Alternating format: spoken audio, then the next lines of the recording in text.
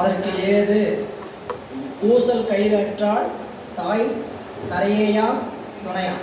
இதெல்லாம் திரும்ப திரும்ப நீங்கள் சொல்லும் போதே புத்தகத்தை பார்த்து சொல்லுங்கள், உள்ளுக்குள்ளே போய் பதியும்.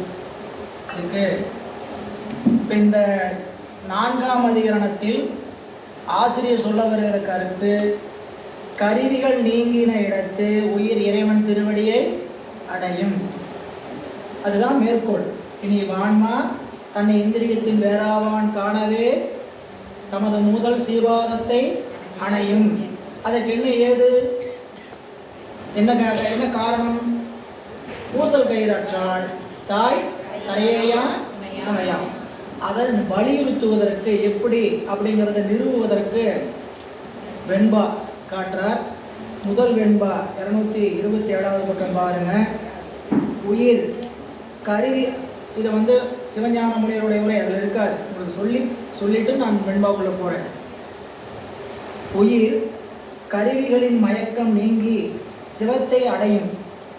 ஆயினும் கருவிகள் நீங்கி கேவலத்தை அடைந்து பின் மீண்டும் கருவிகளை பற்றி சகலத்தை அடைந்த போல சிவத்தினின்று நீங்கும் கருவிகள் பற்றி நிற்பதாகும் என அவர் கூறும் தடைக்கு விடை. என்ன சொல்றேன்னு புரியலைங்களா? உயிர் கருவிகள் நீங்க இடத்துக்கு எங்க போகும்? கேவலத்துக்கு. கருவிகள் நீங்க இடத்து மறுபடியும் கருவிகள் கூடுதா இல்லையா? கூடுது.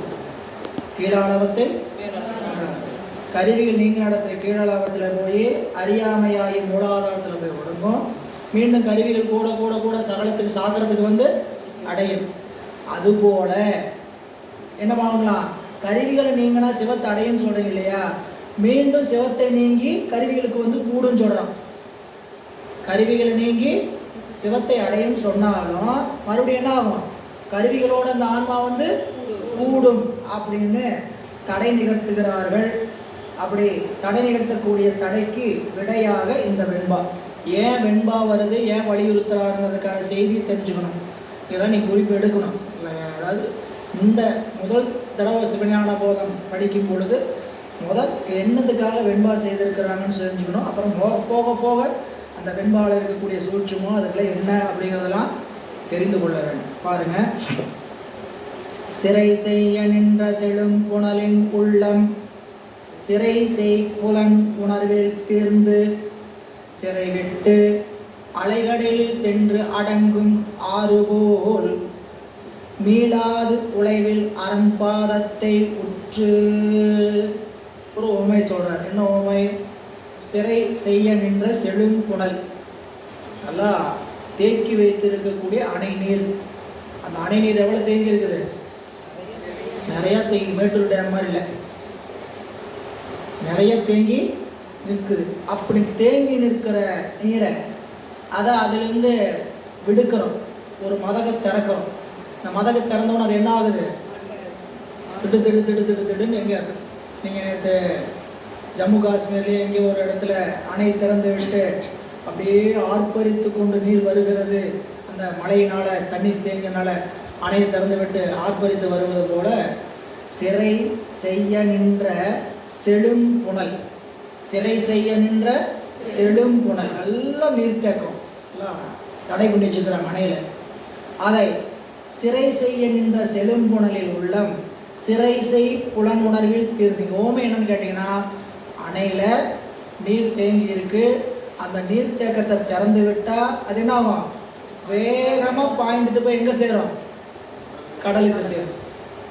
அதுபோல இவ்வளவு நாள் புலனில் சிக்கி இருந்த ஆன்மா அந்த புலன் உணர்விலிருந்து நீங்குச்சுன்னா நேராக எங்கே போயிடும்? இறைவனுடைய திருவடியை சென்று அடையும். மீண்டும் மீளால் கடலுக்கு சென்ற நீர் மீண்டும் மீளால். அதுபோல இறைவனுடைய திருவடிக்கு கருவி விட்டுட்டு போன ஆன்மா மீண்டும் கருவிகளை அடையாது. பாட்டு தெளிவு. இதன் பொருள் பாருங்க. சிறை செய்ய நின்ற செழும் புனலின் உள்ளம். ஒருவன் ஆற்றினிடத்து அணையை உயர்த்தி கட்டி நீரை தடை செய்ய அந்த அணையில் தடைப்பட்டு தேங்கி நின்ற அந்த ஆற்று நீர் போல, போலனா ஓமுருவு சரிங்களா, ஓமையை சொல்லிட்டார். அதுபோல அதோட கோடு போட்டு பொருள் விளங்கிக்கணும். கருவிகளால் ஏற்பட்ட பாசஞானம் உயிர் ஆகிய தன்னை வியாபகத்தை தடை செய்ய, கருவிகளால் ஏற்பட்ட பாசஞானம் உயிராகிய தனது வியாபகத்தை தடை செய்ய, அந்த பாசஞானத்தின் கண் ஏகதேசமாய் அடங்கி தடைப்பட்ட நின்ற அந்த உயிர் சிறைவிட்டு அலைகடலில் சென்று அடங்கும் ஆறு போல ஆற்று நீரை தடை செய்த அந்த அணை முறிந்து தடை தீர்ந்த பொழுது அந்த ஆற்று நீர் யாதொரு தடையும் இன்றி கடலில் இடத்து மேகமாய் சென்று அக்கடல் நீரே ஆய் கடலுள் அடங்கி மீண்டு வாராதவாறு போல சிறை செய் புலனுணர்வில் தேர்ந்து கருவிகளால் ஏற்பட்ட பாசஞானம் தடை நின்று உயிர் நீங்கிய பொழுது உழைவில் அரண்பாதத்தை உற்று மீளார். அந்த உயிர் கேடில்லாத சிவபெருமானது திருவடியை பொருந்தி அந்த திருவடி நிறைவேயாய் சிவபெருமானின் வியாபகத்தில் அடங்கி பின் கருவிகளிடத்து மீண்டும் ஓமை பிடிச்சிக்கிட்டீங்கன்னா போதும். நல்லா நீர்த்தேக்கம் தடை செய்து வைத்திருக்கிறாங்க. தடை செய்ததை நீக்கின பொழுது அது எந்த தடையும் இன்றி எங்கே போகும்? கடலிடத்தில் போகும். அதுபோல கருவிகளாகிய சிறைகளிடத்தில் சிக்கி கொண்டிருந்த ஆன்மா கருவிகளுடைய உணர்வு நீங்க பெற்ற பொழுது இறைவனுடைய திருவடியை நோக்கி செல்லும், மீண்டும் திரும்பி வரார். அதுக்கு 2 காரணம் சொல்றார். ஒன்று செழும்புணலில் உள்ளம், இன்னொன்று உழைவில் அரண் பாதம். இந்த 2 தான் இந்த வெண்பால மிக முக்கியமான ஓமை. இந்த வெண்பாவுக்கு முக்கியமான செய்தி என்னன்னு கேட்டீங்கன்னா, செழும்புணலில் உள்ளம், உழைவில் அரண் பாதம். இங்க போறவர் எப்படிப்பட்டவர்னு கேட்டீங்கன்னா, குறையுடையவர் அல்ல. எப்படிப்பட்டவர்? பக்குவப்பட்ட ஆன்மா. செழும்புணல் நல்ல நீர்த்தேக்கம் அப்படின்னு என்னதுங்க, இது ஏதோ குறையுடையது அப்படின்னா மீண்டும் திரும்பி வந்து உலகத்தை அனுபவிக்கலாம், கருவிலாம். அந்த கருவிகளை எல்லாம் நீங்க எப்படி இருக்குது, நல்ல பக்குவமா இருக்குது, அதனுடைய அறிவு முதிர்ச்சி அடைஞ்சிருக்குன்னு சொல்றதுக்கு தான் என்ன பண்ணியிருக்கிறாரு, செழும்புணல்னு சொல்லியிருக்கிறார். சரிங்களா? 2வது, போய் சேர்ந்த இடம் எப்படிப்பட்ட இடம்? போய் சேர்ந்த இடம் எப்படிப்பட்ட இடம்? உலகில் அரண்பாரம், கெடுதல் இல்லாத சிவபெருமானுடைய திருவடி. போய் சேர்ந்த இடம் எப்படிப்பட்ட இடம்னு கேட்டீங்கன்னா, அட போய இந்த கம்பெனியில் சம்பளமே சரியில்லை, முதலாளியும் சரியில்லை, வேலையும் சரியில்லை அப்படின்னு சொல்கிற இடத்துக்காக போய் சேர்ந்துருக்கிறான். திரும்பி வேற கம்பெனிக்கு ஓடுறதுக்கு போய் சேர்ந்த இடம் எப்படிப்பட்ட இடமா இருக்குது? கெடுதல் இல்லாத, வருஷம் முழுக்க 1ஆம் தேதினா 1ஆம் தேதி சம்பளம். அப்படி சம்பளம் கொடுக்குற ஆள் கூட கிடையாது சிவபெருமான். வேலை செய்யறதுக்கு முன்னே 1 மாதம் சம்பளம், அட்வான்ஸ் சம்பளம். சம்பளமே அட்வான்ஸா, அது நாளுக்கு கொடுக்கறது, அந்த உரிய வேலைக்குரிய நிலையில் கொடுக்கறது, பிஎஃப் இஎஸ்ஐ. அப்படி இப்போ இத்தனை சௌரியம் இருந்தால் அந்த தொழிலாளி அங்கேருந்து எங்கே வெளியே போகிறான்? இதை விட பெட்டர் ஒன்றுங்கும் போது அவன் என்ன ஆகிறான்? ஸ்கிப் ஆகிறான். புரியல? சிவபெருமான் கொடுக்கறத விட ஒரு பெட்டராக வேற ஒரு இடத்துல கொடுக்க முடியாது. அதனால என்ன ஆக வேண்டியதில்லை, ரிட்டர்ன் ஆக வேண்டியதில்லை. நீ வந்து மறுபடியும் கருவிகளில் அனுபவித்து தெரிஞ்சுக்க வேண்டியது, அனுபவிக்க வேண்டியது ஒன்றும் இல்லை. அதனால அந்த ஓம் என்ன வச்சான்னு கேட்டீங்கன்னா, உழைவில் அரண்பாதம். உழைவில்னா கெடுதல் இல்லாத அரண்பாதம். சிவபெருமானுடைய திருவடி எப்படிப்பட்ட திருவடி? நேரம் நீ திருவடி திருத்தாண்டத்தை படிச்சுக்கணும். மறுமதியை மாசு கழுவும் அடி, மறுமதியை மாசு கழுவும் அடி, மணியடி பொன்னடி மாண்பாமடி, செரிகதிரும் திங்களுமாய் நின்ற அடி, திருவீரட்டானத்து எம் செல்வன். அதிக முழுக்க இந்த கருத்து இருக்கு திருவடியை பற்றி. அவன் எப்படிப்பட்ட உடையவன் கேட்டால் மிகுந்த நிறைவுடையவன். அதனால் அந்த நிறைவுடைய இடத்துக்கு போயிட்டு நம்ம திரும்பி வர வேண்டிய அவசியம் இல்லை. அப்படி சொன்ன உடனே அங்கே என்ன தடை எழுதுன்னு கேட்டிங்கன்னா, இதெல்லாம் சிவஞான முனிவர் ஏற்படுத்துகின்ற தடை.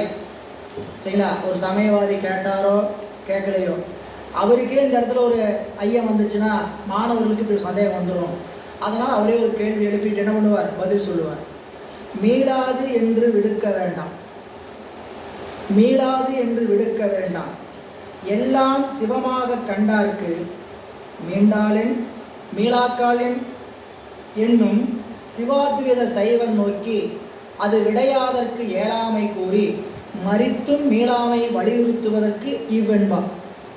இந்த 2வது உண்மை ஏன் வருதுன்னு கேட்டீங்கன்னா, ஏங்க மீளாதுன்னா சொல்ல வேண்டாம், படிச்சிங்கன்னா புரியாது, படிச்சிங்கன்னா படிக்க புரியும், படித்தா சொன்னால் புரியும். என்னன்னு கேட்டிங்கன்னா, அப்படிலாம் போயிட்டு இறைவனுடைய திருவடிக்கும் போயிட்டு மீண்டும் கருவி இடத்துல மீளாதுலாம் சொல்லாதீங்க. எல்லாமே சிவன் பார்த்தவருக்கு மீண்டா என்ன மீளாட்டி என்ன, அவருக்கே எல்லாம் சிவன் பார்த்துட்டாரு, மீண்டும் கருவி இடத்துல வந்தா என்ன வாராட்டி என்ன அப்படின்னு தடை. மீண்டால் எண் மீளாக்கால் எண் என்று சொல்லி தடை நிறுத்துறாங்க. அதுக்கு சொல்றார், அதுக்கு விடையை சொல்லுகிறார், அது பொருந்தாது. ஏன் பொருந்தாது அப்படிங்கிறதுக்கு செய்தி சொல்றார்.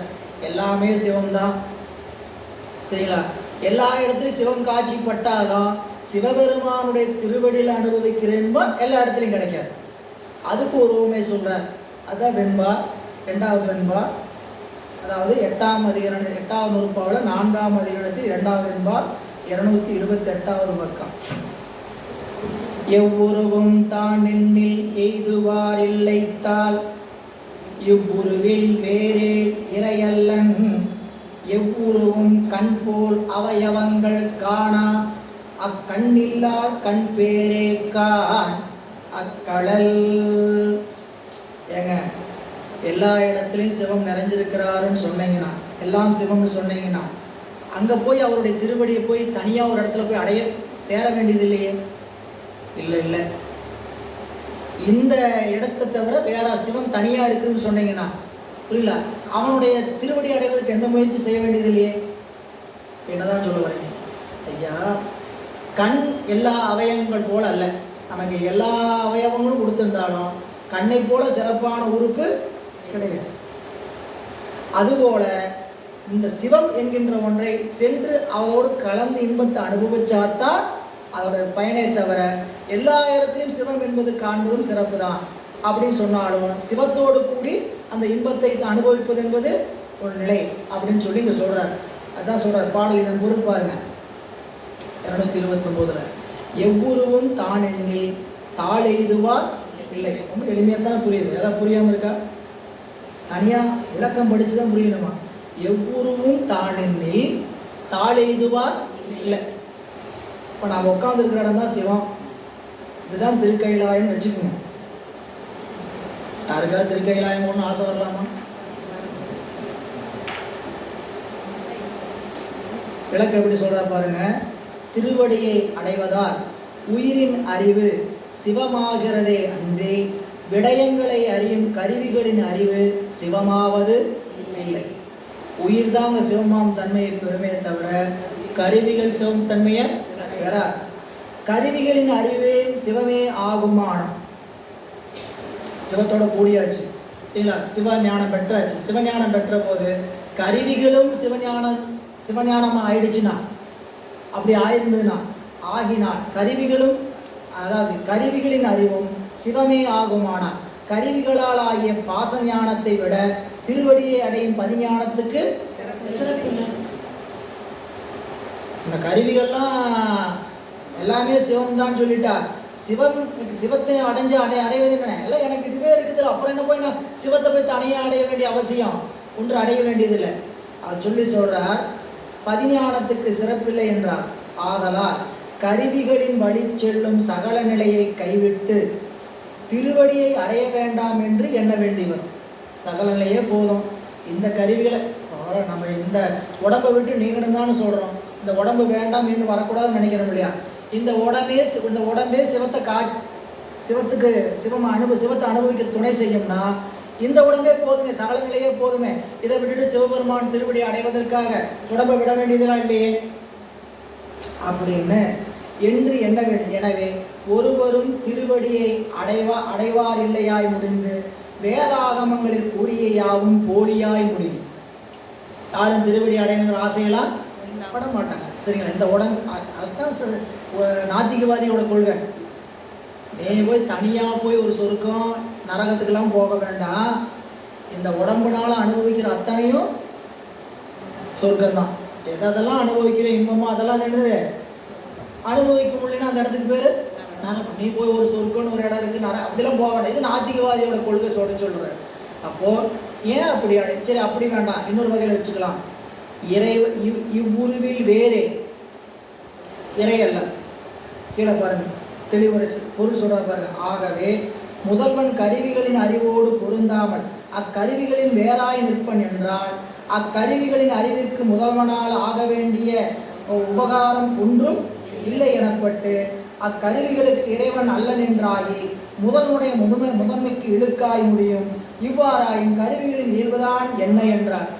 சரிங்க, நீங்க சொல்ற மாதிரி முதல்வன் கருவிகளோட அறிவோட பொருந்த மாட்டான். ரொம்ப கஷ்டமா இருக்கிற மாதிரி தெரியும். சரிங்களா? முதல்வன் கருவிகளோட அறிவோட பொருந்த மாட்டான்னு சொன்னான். சரி, இந்த கருவிகளுக்கெல்லாம் சிவபெருமானோட உபகாரம் தேவையில்லைனாயே சிவபெருமானுக்கு அது என்னவா முடிஞ்சிடும்? இழுக்கா முடிஞ்சிடும். உயிருக்கு தான் சிவம் உதவும், கருவிகளுக்கு சிவத்தால் ஆக வேண்டியது ஒன்றில்லை. முதல் டாபிக் என்னன்னு கேட்டீங்கன்னா, சிவபெருமான் கருவிகளோடு பொருந்தினால் கருவிகளும் சிவம் ஆயிடுச்சுன்னா இந்த கருவிகளே சிவ அனுபவத்தை கொடுத்துரும். தனியாக சிவத்தை அனுபவிக்கிறதுக்குன்னு ஒன்று முயற்சி செய்ய வேண்டியதில்லை. இல்லைங்க, அப்படிலாம் இல்லை, முயற்சி செஞ்சுதான் அப்படின்னு சொன்னால் இவ்வுருவில் வேறு இறைவன் இதுக்கு வேறா இருக்குன்னு சொன்னால் இந்த கருவிகளுக்கு சிவத்தால் ஆக வேண்டிய கடமை ஒரு உபகாரமும் இல்லைன்னு சொல்லி இந்த கருவிகளுக்கு சிவத்தினுடைய உபகாரம் இல்லைன்னு சொல்லி சிவபெருமானுக்கு என்ன ஆகிடும்? இழுக்காமல் இருக்கும். என்ன விடை? மெய்கண்டார் சொல்றார், எவ்வுருவும். அப்போ இவ்வாறாயின் கருவிகளின் இயல்புதான் ஏது என்றால் யாது என்றால் எவ்வுருவும் முதல்வனுடைய கலப்பினால் உயிரின் உணர்வு சிவமாதல் போல கருவிகளின் உணர்வும் சிவமே ஆயினும் இரண்டும் தம்முள் ஒப்பன அல்ல, வேறு எவ்வாறு? கவனிங்க, கருவிகளோட கூடி ஏன்னு கேட்டிங்கன்னா, கருவிகளோட கூடினா இந்த கருவிகளாக சிவகரணமாக ஆகாதுன்னு சொன்னோம்னா நம்மளுடைய சித்தாந்தமே பொய்யாயிடும். சரிங்களா? அப்படி சொல்லி வச்சு புரிய வைக்கிறார். ஏன்னா இந்த சண்டீச நாயனாருக்கு கரணங்கள்லாம் என்ன ஆச்சு? சிவகரணங்களாக ஆனதுனால தானே அவர் அந்த குச்சி எடுத்து காட்டி அது என்ன ஆகிட்டு மழுவாக மாறி தந்தையாருடைய காலை வெட்டினார். பேசும்போது காலை வெட்டினார். அப்போ என்ன ஆகிடும்? அவருடைய கரணமெல்லாம் சிவகரணமாக ஆகலைன்னு சொல்லி அவசித்தாந்தமாக போயிடும். கருவிகள்லாம் சிவமாக ஆகும். சரிங்களா? ஆனால் எது போல ஆகாது? உயிரை போல கருவிகள் சிவமாகாது. உயிர் சிவத்தோடு கூடி சிவத்தை அறிவதற்கும் கருவிகள் சிவத்தோட கூடி சிவத்தை அறியாது. என்ன பண்ணாது? சிவத்தை அறியாது. அது என்ன பண்ணும்? சிவ வழிபாட்டுக்கு துணை செய்ய நிற்குமே தவிர அது என்ன ஆகாது? சிவத்தை அறியாது. ரெண்டுக்கு வேறுபாடு புரிஞ்சுக்குங்க.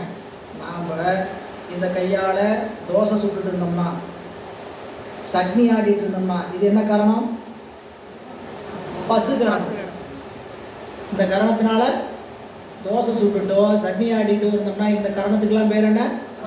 பசு கரணம். புரியல? கையில இறைவனுக்கு எடுத்து பூ போட்டுட்டு இருந்தோம்னா இந்த காரணம் என்ன ஆகுது? சிவகரணமாக. புரியல? தொழில் செய்யும் போது கருவிகள் சிவகரணமாக ஆனாலும், புரியுங்களா, இது சிவகரணங்கள் ஆனாலும் சிவம் இதோட, அதாவது சிவமாம் தன்மை இந்த கருவி பெறாது. இந்த கருவிகள் என்ன பெறாது? சிவமாம் தன்மை பெறாது. ஆனா ஆன்மா கருவிகளை பூ போட்டு வழிபாடு செஞ்சுட்டு இருக்கும்போது ஆன்மா என்னவா நிற்கும்? சிவகரணமாக சிவமாம் தன்மை பெற்றிருக்கும். ஆன்மாவில் சிவம் விளங்கி நிற்கும். விளங்கி நின்னால் பூசைய அறிவுக்குள்ள சிவம் செய்யுது அப்படின்னு நினைச்சுக்கிட்டு செஞ்சோம்னா ஆன்மா என்ன ஆகிடுக்கும்? சிவமாம் தன்மை பெற்று சிவமே பூசை செய்கிறதுனாகும். அப்போ இந்த கரணம்லாம் என்னவா இருக்கும்? சிவகரணங்களாக இருக்கும். சிவம் கரணமாக இருந்தாலும் அந்த கரணத்தில் சிவம் என்னாவாது? அறியார். இந்த கரணங்கள்லாம் ஒருபோதும் சிவத்தை அறியார்.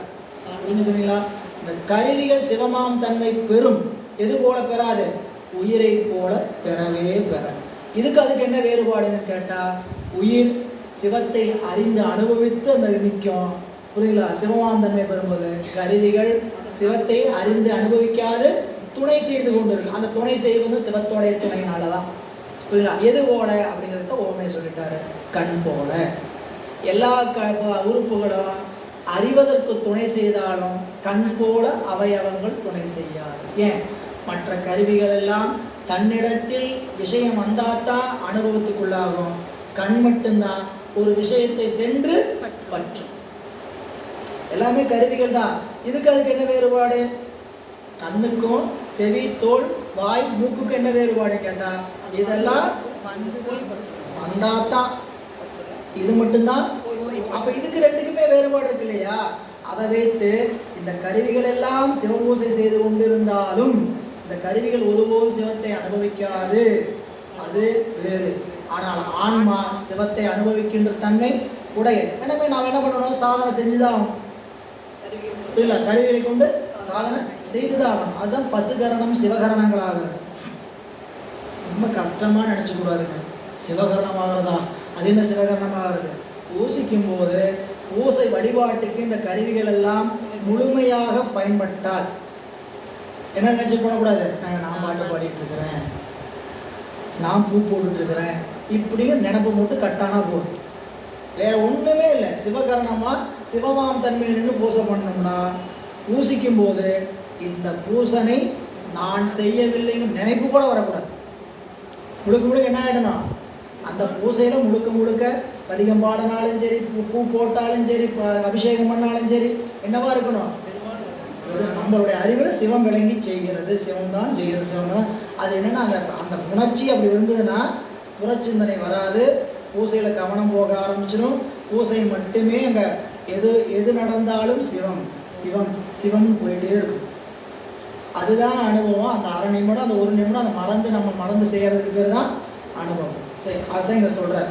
எவ்வுருவும் தான் எண்ணில் எய்துவார் இல்லைத்தால் இவ்வுருவில் வேறே இறையெல்லாம் எவ்வுருவும் கண்போல் அவயவங்கள் காண. கீழே பாருங்க, அவயவங்கள் கண்போல் காண. மெய் வாய் கண் மூக்கு செவி என்னும் ஐம்பொறிகளிலும் உயிர் ஒன்றாய் கலந்து நின்றால், எல்லா பொறிகளிலும் உயிர் கலந்து நிற்குது.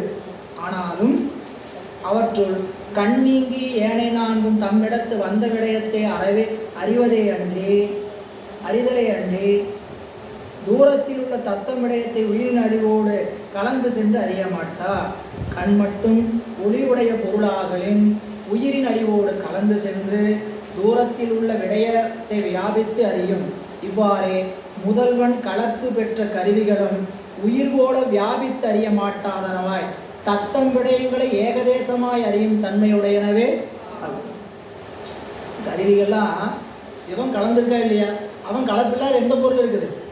இல்லை, எல்லா பொருளும் கலந்துருக்கிறான். அப்படி கலந்திருந்தாலும் இந்த கருவிகள் என்ன பண்ணுது? இந்த கருவிகளுக்கு எவ்வளோ அறிய முடியுமோ, நம்மளுடைய கண் பார்வை எவ்வளோ தூரம் போகணுமோ அவ்வளோ. நம்மளை போலவா கழுகு பார்க்குது? ரெண்டும் கண்ணு தான் கழுகு பார்வை. அப்படின்னா அது அத்தனை கிலோமீட்டர் பார்க்கும். புரியுதா? நமக்கு இருக்கிற மோப்ப சக்தி வேற, மற்ற விலங்குகளுக்கு இருக்கிற மோப்ப சக்தி வேற. சரிங்களா? ஒரு கரடி 30 கிலோமீட்டர் மோப்ப சக்தி பிடிக்கணும். ஒரு 30 கிலோமீட்டர் 3 கிலோமீட்டரோ. நமக்கு 300 மீட்டர் கூட இல்லை. நம்மளுடைய மோப்ப சக்தியினுடைய ஆற்றல் ஒரு பட்டியல் போட்டிருக்காங்க. விலங்குகளுக்கு நமக்கு இருக்கக்கூடிய வேறுபாடு என்னன்னு ஒரு பட்டியல் போட்டிருக்கிறாங்க. அந்த பட்டியலில் அதிக மோப்ப சக்தி, அது ஒவ்வொரு கருவியும் பொறுத்துறான். எவ்வளோ தூரம் இது செல்வ, நம்ம அறிவு எவ்வளோ தூரம் சொல்ல. அப்படியே சென்றாலும் 1 மீட்டர் 2 மீட்டர் 3 மீட்டர் நான் பார்த்துருக்கேன். அவ்வளோ ஆற்றல் இருக்குண்ணா, அதையாவது முழுமையாக பார்க்கறதுக்கு ஆற்றல் இருக்குதா? அந்த அறிவு எப்படிப்பட்ட அறிவாக இருக்குது? ஏகதேச அறிவு. அப்படி அறிகிற அறிவு நம்மகிட்ட எப்படி இருக்குது? ஏகதேச அறிவு. இல்லை, அது எல்லாத்துக்கும் விளங்கும். தனியாலும் அதுக்கு விளக்கம்னு சொல்ல வேண்டியதில்லை. பாடம் கேட்டு வெளியே போனோம்னா நம்ம அறிவு ஏகதேச அறிவா அல்ல வாங்குற எதில் தெரிஞ்சிடும்? அதுலேயே தெரிஞ்சிடும். இல்லை, எவ்வளவு நம்ம அறிவு விளங்கணும்னு இருக்குதோ அவ்வளவு அறிவை சிவம் உள்ளிருந்து விளக்கிட்டு இருப்பார். இன்னைக்கு அனுபவம், இன்னைக்கு கண்ப பலன் எவ்வளவு? இல்லை, எல்லாமே வினைப்படி தான். வினைப்படி அல்லாமல் வேற எதையுமே அனுபவிக்க முடியாது. திருவருளையும் அனுபவிக்க முடியாது, உலகத்தையும் அனுபவிக்க முடியாது. இல்லை, அதனால தான் சொன்னான் கண்மநெறி திரிவிதம். கண்மநெறி திரிவிதம், 3 விதம். நல்ல ஆயுள் போகம் கடனதுவாய் வரும். 3 உயிருண்டில் கடத்தல் தொன்மையது. ஊழல்லது உணவாக. ஊழல்லது நாம் எதை அனுபவிக்கணுமோ அதை மட்டும்தான். ஊழ் என்ன இருக்குதோ அதுதான் புசிக்கப்படும். உணவுன்னு சாப்பிட்றதில்ல. அனுபவத்துக்கு எது வரும் என்றால் நமக்கு என்ன ஊழ் இருக்கிறதோ அதுதான் அனுபவத்தில் வரும். அதனால தான் உருண்டு பிறண்டாலும் ஒட்டாதுன்னு சொல்கிறதுக்கு, என்ன ஒட்டுமோ அதான் ஒட்டாதுன்னு சொல்கிறதுக்கு என்ன காரணம் கேட்டிங்கன்னா, எண்ணெய் போட்டு தான் ஒட்டுறோம். சரிங்களா? எண்ணெய் போட்டு தான் உருள்றோம். எல்லாத்துக்கும் எண்ணெய் பூசி விட்டு உருளுங்கன்னு சொல்லணும். எல்லாருக்கும் ஒரே மாதிரி விட்டுதான் ஒட்டாது. இது எல்லாமே வினைப்பலன் தான். சரிங்களா? அது மாதிரி அனுபவத்துக்கு வரணும்னா எல்லாம் வினை எவ்வளவு அனுபவிக்கணுமோ வகுப்புக்கு வரணுமா வினை இருந்தால் தான் வர முடியும். சரிங்களா? கேட்கறதுக்கு அதே பதில் திருப்பி சொல்லிடாதீங்க. ஏங்க வகுப்புக்கு வரல? செய்யலாம். வினை இருக்கு, திருவருளை நாடி நிற்கிறவங்களுக்கு அது துணை செய்யும். சரிங்களா? வினை ஒரு பக்கம், நம்ம வினைன்னு சொல்லி ஒதுங்கிறது வேற. வினையை இறைவனுடைய துணையினால் என்ன பண்ணணும்? கடந்து வரணும். அதுக்குத்தான் திருவருளை கொடுத்துருக்கிறார். சாமி எதுக்கு நமக்கு பாடத்தை கொடுத்துருக்காரு, எதுக்கு வழிபாடு கொடுத்துருக்கிறாருன்னு கேட்டிங்கன்னா, வினை நீங்குவதற்கு வேற வழியே கிடையாது. வினையை நீக்கணும்னா திருமுறை படிக்கணும், பதிகம் பார்க்கணும், படிக்கணும், கேட்கணும், இதுதான் இல்லை. அதனால தான் தொல்வினை தீர்தல் எளிதான். அருநெறிய மறைவல்ல முனியவன் ஞான சம்பந்தன் திருநெறிய செந்தமிழ் வல்லவர்கள் என்ன ஆவாங்க? கண்டிப்பாக வினை தீர்தல் எளிதான். படிக்கணும், திருப்பதியும் படிக்க படிக்க, பாடம் கேட்க கேட்க என்ன ஆகும்? இந்த பாடமும் இந்த படிக்கிறது என்ன பண்ணுன்னு கேட்டிங்கன்னா, பூசை பண்ணும்போது கொஞ்சம் உணர்ச்சி உண்டு பண்ணும். கொஞ்சம் அந்த மனசில் கெட்டியாக பிடிக்கணும், இன்னும் கொஞ்சம் கெட்டியாக பிடிக்கணும். நாளுக்கு நாள் அந்த ஊற்றம் வந்துக்கிட்டே இருக்கும். இல்லை, எல்லாமே பூசையை நோக்கி தாங்க, வேறு எந்த வேலைக்காகவும் கிடையாது. பாடம் நான் மீண்டும் மீண்டும் சொல்கிறேன், பாடம் கேட்பது, வகுப்பு எல்லாமே படிக்கிறது, பாடுறது எல்லாமே எதை நோக்கி? பூசையை நோக்கி. பூசையில் அறிவு உட்காரணும்னா இப்படிலாம் கற்று கேட்டு சிந்தித்து தெரிந்திருந்தால் தான் அந்த சிவலிங்கத்துக்குரிய அறிவு என்னாகும்? பற்றி நிற்கும். இல்லை, அதனால் இங்கே சொல்கிறார் பாருங்க, உயிரின் அறிவோடு கலந்து சென்று தூரத்தில் உள்ள விடயத்தை வியாபித்து அறியும். இவ்வாறே முதல்வன் கலப்பு பெற்ற கருவிகளும் உயிர் போல வியாபித்து அறிய மாட்டாதனவாய் தத்தம் விடயங்களை ஏகதேசமாய் அறியும் தன்மை உடையவனே ஆகும். அக்கழல் அக்கண்ணில்லார் கண்பேரே கம். ஏனை இந்திரியங்களில் இன்றும் கண்ணிந்திரியத்திற்கு விடயங்களை சென்று அறியும் மேம்பாடு உண்டு என்பதை மாசு மிகுதியால் கண் இழந்தவர்களிடத்து காண முடியாது. அந்த ஒளியினை இழந்தவர் மாசு நீங்கி கண் பெற்ற பொழுது தூரத்தில் உள்ள பொருளை அறிவதிலிருந்து உண்மையை பாருங்க. கண்ணில் குற்றம் இருக்கு, கண்ணில் குற்றம் இருக்கிறதுக்கு பார்க்க முடியலன்னு சொன்னால், அந்த பார்க்க முடியாதது பொருளினுடைய குற்றம் அல்ல, நம்மளுடைய கண்ணினுடைய குற்றம். எப்போ இது விளங்கும்? கண்ணு மாசு நீங்கின பொழுது நம்ம என்ன ஆகும்? மருத்துவர்கிட்ட, கண் மருத்துவர்கிட்ட போகிறோம், பரிசோதனை பண்ணுறாரு, இதில் படம் போட்டு காமிக்கிறாரு, 1 2 3 4 5 6 7 8 9ன்ட்டு முதல் பெருசாக ஓடும், கடைசி போக போக சின்னதாகிட்டே போவாங்க. அப்படியே இப்படி இப்படி இப்படி இருக்கும். 2 மணி 2 லென்ஸை மாட்டுவாங்க, மறுபடியும் 1 2 வேறு எழுத்து மாற்றுவாங்க. இவங்களுக்கு இந்த குறை இருக்குது. வீட்டில் உட்காந்து படிக்கும்போது தப்பு தப்பாக தடுமாற்றமாக படித்த கண்ணுக்கு என்னாச்சு? கண் நல்லாச்சு, இல்லை குறை நீக்கப்பட்டது, கண் அறுவை புரை சிகிச்சை செய்யப்பட்டது அப்படின்னா கண் என்னாச்சுப்போ மொதத்தோட தெளிவாக காணுது. நம்மளால் பார்க்க முடியல, இப்போ நம்மளால் என்ன பண்ண முடியுது? பார்க்க முடியுது. இதுக்கு என்ன காரணம் நாம் அறிஞ்சுக்குவோம்? கண்ணில் குறைபாடு இருந்துச்சு, இந்த குறைபாடு இப்போ என்ன ஆயிடுச்சு? நீங்கிடுச்சு. அப்படிங்கிறத நான் யார் எப்போ அறிவோம்? கண் அறுவை சிகிச்சை போயிட்டு நீங்கினதுக்கப்புறம் தான் அறிவோம். புரியுதா? அதுபோல் இந்த சிவத்தை என்னால் இப்படி அறிய முடியலையே, என்னால் பிடிக்க முடியலையே அப்படின்னா நம்மகிட்ட என்ன இருக்குது? குற்றம் இருக்குது. சரிங்களா? நம்ம இடத்துல குறைபாடு இருக்கு. என்ன குறைபாடு? இந்த பார்வை குறைபாடுன்னு சொல்கிற மாதிரி அறிவில் என்ன இருக்குது? அந்த குறைபாடு நீங்கும் பொழுது நமக்கும் சாமி என்ன பண்ணுவார்? அங்கே அறிவுக்குள்ள காட்சியை கொடுப்பார். கொடுக்க மாட்டேன்னு வச்சுக்கிறதுக்கு அவர் என்ன கர்நாடகாவா? அவர் கொடுக்கறதுக்கு தான் வச்சிருக்கிறார். நம்ம அறிவை செம்மைப்படுத்துறதுக்கு பூசை தான் என்று சொல்லுகிறார். இனி அடுத்த எடுத்துக்காட்டு வெண்பா பக்கம் 231 பாருங்க. அதில் இன்னொரு தடை எழுப்புறாங்க. முதல் வெண்பா என்ன? சிறை செய்ய நின்ற செழும்புணலில் உள்ளம் சிறை சென்று அழகடலை சென்று அடங்கும் மீளாது அப்படின்னு சொன்னான். அதுக்கு முதல்ல ஆரம்பிக்கும் போது என்ன சொன்னார்? இந்த கருவிகளே எதை காட்டும்? சிவத்தை காட்டும். கருவிகள் சிவத்தை காட்டும் சொல்ல, சிறை செய்ய நின்ற செழும்புணல், அதாவது கருவிகள் என்ன செய்யும்? அதாவது விடய ஞானத்தை விளக்கும் கருவிகளை தத்துவ ஞானத்தை விளக்கிறதுக்கு அமையும். அதுக்காக தம் முதல் குருமாய் வர வேண்டாம் என்று சொன்னார். அந்த சிறை செய்ய நின்ற செழும்புணலை சொல்லுகின்ற பொழுது கருவிகளை மீண்டும் போய் பொருந்தும். எப்படி? கருவிகளை விட்டு நீங்கன்னா அறியாமை வரும், அறியாமையிலிருந்து மீண்டும் என்ன ஆகும்? கருவிகளோட கூடும். அதுபோல் சிவத்தை கருவிகளை விட்டு நீங்கள் சிவத்தை அடைந்த உயிர் மீண்டும் என்ன ஆகும்? கருவிகளை கூடுவதற்கு வாய்ப்பு இருக்குன்னு சொன்னதுக்கு அலைகடல் போய் அடங்கிட்ட மீளாதுன்னு சொன்னார். அடுத்த வெண்பா என்ன சொன்னார்? அப்படி மீளாதுன்னெலாம் சொல்ல வேண்டாம், மீளாதுன்னெலாம் சொல்ல வேண்டாம். ஏன் மீண்டும் மீண்டால் என்ன மீளாட்டால் என்ன சிவஞானிகளுக்கு அப்படின்னு சொன்னால் இல்லை இல்லை, அது மீளுவதற்கான வாய்ப்பே கிடையாது. ஏன்னு சொன்னால் அது உலக பொருள் போல் அல்ல. சிவபெருமான் எப்படிப்பட்டவான்? குறைவில்லாதவன். அவன் குறைவில்லாதவனால் அவனை போய் அடைஞ்சிட்டா மீண்டும் வர வேண்டியது இல்லைன்னு சொல்லி அடுத்த பாடலில் சொன்னார். அதுக்கு மூன்றாவது வெண்பா என்ன வந்ததுன்னு கேட்டிங்கன்னா அதுதான் சொன்னார். மூன்றாவது வெண்பா என்னதுங்க? இப்போ பார்க்குறது எவ்வொருவும் தானெல்லில் எய்துவார். அதை பார்த்ததுக்கப்புறம் மூணாவது வெண்பாலை இப்போ என்ன தடைகிறதுன்னு கேட்டிங்கன்னா, ஆற்றால் அலைகடற்கே பாய்ந்த நீர் மீட்டும் அவ்வாற்றால் மறித்தலும் உண்டு என்று நெடுந்தகை நீ என்னை என்றார் போல திருமொழிகளும் உலதாதலின் அரண்பாதத்தை அணைந்தோருக்கு மீட்சி உலதாம் என அவர் நிகழ்த்தும் தடைக்கு விடையாக வெண்பா. நம்ம சைவ சமயத்தில் சொல்லியிருக்கிற ஒரு பாட்டையே எடுத்துக்காட்டி போயிட்டு மீளாதுன்னு சொல்ல வேண்டாம், மீளுவதற்கு வாய்ப்பு உண்டு.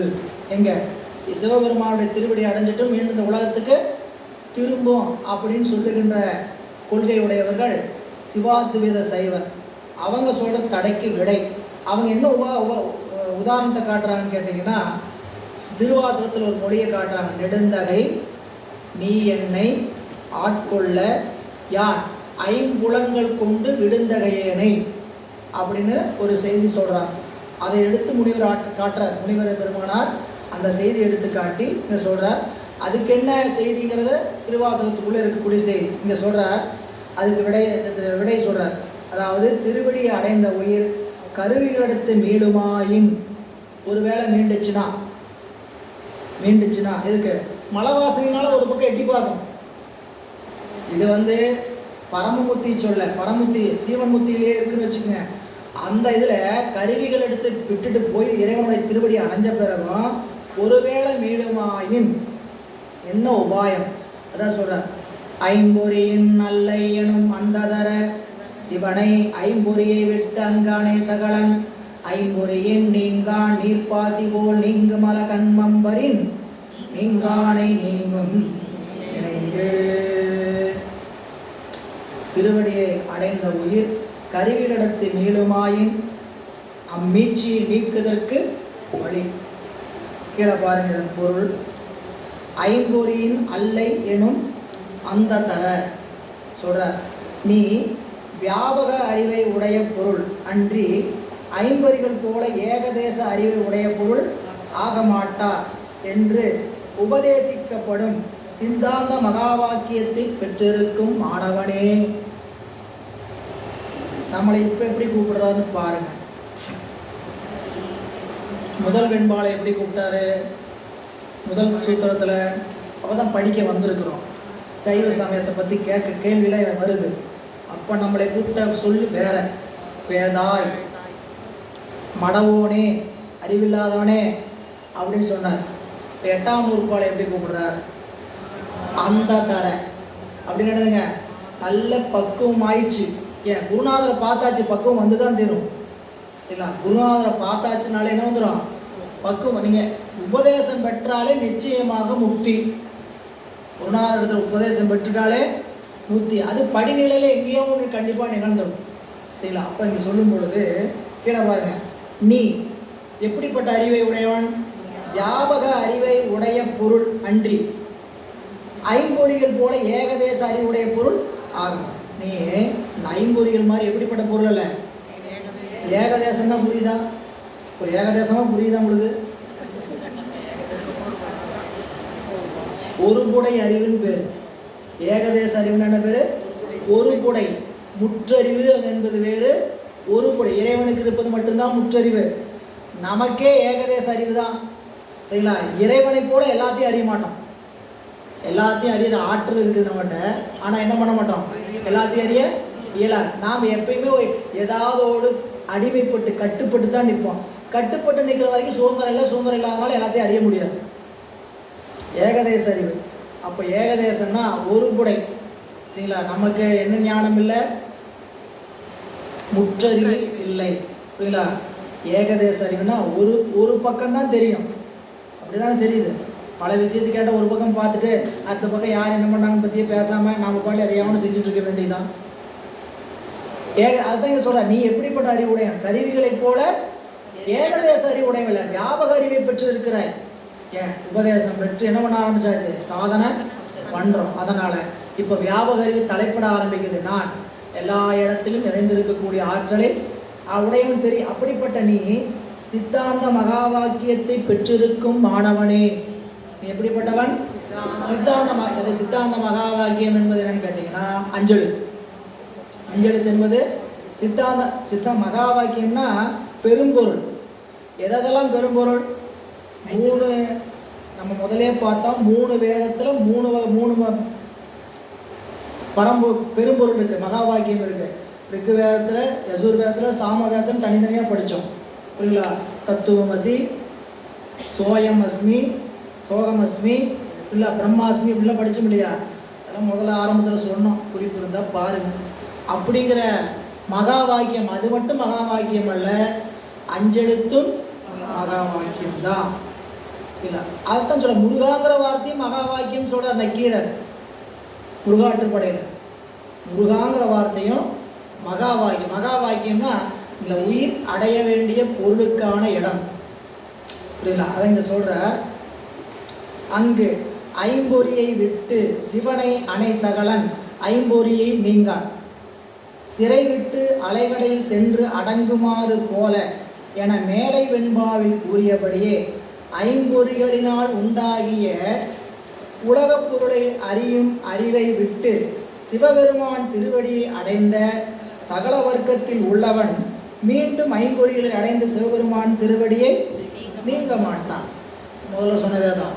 நல்லா கம்பெனியில் நல்ல ஆஃபர் இருக்குது, நல்ல எல்லாமே கொடுக்குறாங்க.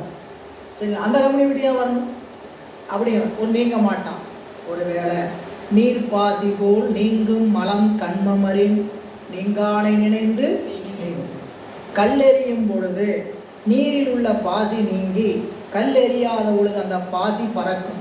அதுபோல திருவடியை அடைவதால் நீங்கிய ஆணவம் கண்மம் மாயைகள் பழைய வாசனையால் திருவடியை மறந்த பொழுது வந்து பொருந்தும். எப்போ கல் எடுத்து ஒரு பாசிபடு குட்டத்தில் எரியறமோ, பாசிபடு குட்டத்தில் கல்லினை விட்டு எரிய பறக்கும், மீண்டும் கறக்கும், மீண்டும் மண்மனாகும், அப்படியே சேர்ந்துட்டு வந்து மறைஞ்சிடும். அந்த ஓமை எடுத்துட்டு சிவஞான சித்தியார் இந்த 8ஆம் நூற்பாவுக்கு அங்கே அப்படி தான் வச்சுருக்கிறார். பாசிபடு குட்டத்தில் கல்லினை விட்டெறிய பறக்கும், மீண்டும் கறக்கும். அதுபோல் எப்பப்பெல்லாம் அரணடியை மறக்கிறோமோ அப்பப்பெல்லாம் அறிவை வந்து என்ன சூழ்ந்துக்கும்? மலம் சூழ்ந்து கொள்ளும். அறிவு எப்பப்பெல்லாம் திருவடியை அஞ்செழுத்த மறக்குதோ அப்பெல்லாம் ஒரு டெஸ்ட்னு ஓடிடாது. சரிங்களா? ஒரு நிமிஷத்துக்கு எத்தனை வினாடி? 60 வினாடி. 60 வினாடியில் எத்தனை அஞ்செழுத்து சொல்கிறீங்க பார்க்கலாம் அப்படின்னு உங்களுக்கு ஒரு டெஸ்ட் அப்படி வைக்கிறேன்னு வச்சுங்க. யார் ஜெயிக்கிறீங்கன்னு பார்க்கலாம் அப்படின்னு சொல்லிட்டு. சரிங்களா? எல்லாத்துக்கும் தனித்தனியாக ஒரு செட்டப் வச்சு மைக் வச்சு அவங்களும் தனித்தனியாக ரூமில் வச்சு கவுண்டிங் ஓடுற மாதிரி ஒரு எலக்ட்ரானிக் சிஸ்டம் செட் பண்ணியாச்சு. இல்லை யார் ஜெயிக்கிறாங்கன்னு எது முடிவு பண்ணிடும்? சிஸ்டம் முடிவு பண்ணிடும். புரியல? என்ன பண்ணுவீங்க? எல்லாத்துக்கும் ஜெயிச்ச பரிசு வேற.